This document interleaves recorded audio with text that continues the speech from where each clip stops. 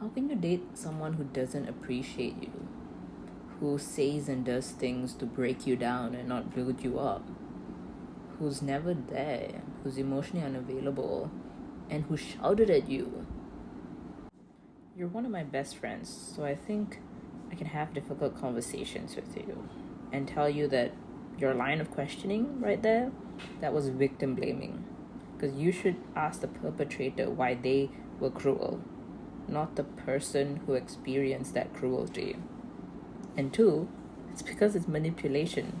You think my partner, my ex, was cruel from the start?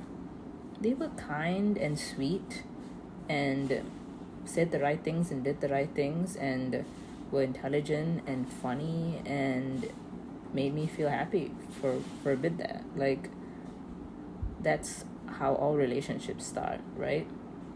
And then over time, you realize more about them, their background, their traumas, their triggers, and it's okay. You have difficult conversations, you learn how to love a person. It's a skill, but there are also many moments where you feel unsafe or triggered or uncomfortable, and you take note of that, right? You put it on your notes app or you talk to your friends about it. Sometimes it is a you thing. Sometimes it is a trigger from your childhood wounds that you have to process and heal from, sure. But sometimes they can help by avoiding certain topics or being more considerate in certain situations.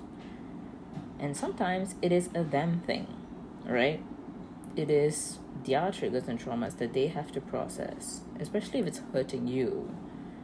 And you give them chances, you communicate, you try to help, but at the end of the day, they have to make the effort to change if they're hurting you, right? They have to go to therapy if they have anger management issues, for example, right?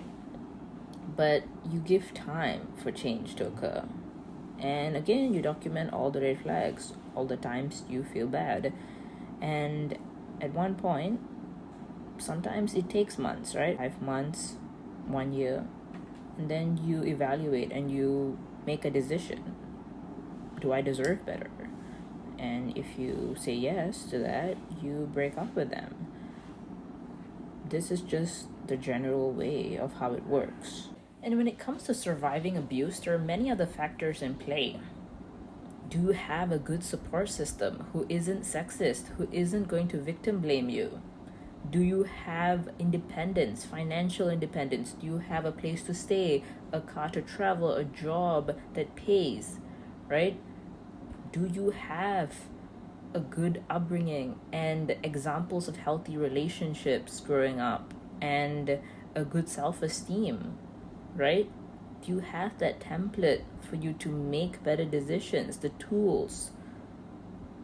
If you have any or all of these, of course you're going to leave earlier. But if you don't, then things will get really bad, and verbally, physically, sexually, all that abuse, and maybe you will get some form of help and get out if you're lucky. But your friends, like you shouldn't be asking these questions. These are the line of reasoning for victim blaming. How could you let it get bad? How could you pick this person? How could you allow this to happen? You didn't. The abuser abuses, right?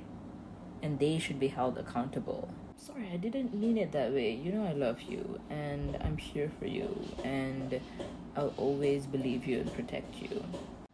I know. That's why I'm taking my time and energy to explain this to you, so you don't go out and hurt other people's feelings. But yeah, I mean, there's only so much exposure and education we all have on these topics, so I'm telling you now, so now you know. And impact is bigger than intent, right? We all have good intentions. We're all just making some small talk sometimes, but we can go to that territory where it's deeply hurtful and traumatizing. So, we have to learn, we have to grow, and we'll be okay. You're right.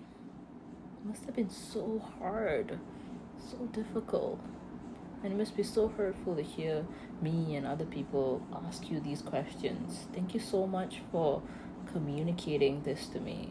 Thank you so much for educating me, even though you didn't have to. But I just want you to know that I'm so proud of you for everything, really. And I'm sorry I didn't catch the signs. Oh, you're okay.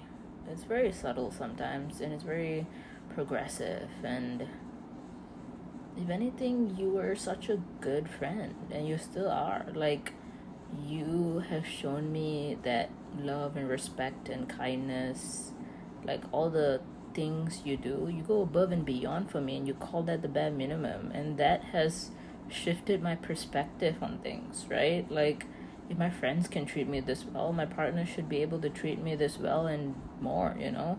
So, thank you for just being here and just like always, being up for a hangout or discussion and just showing me what love is. I think as a friend, that's the best you can do, and you did that.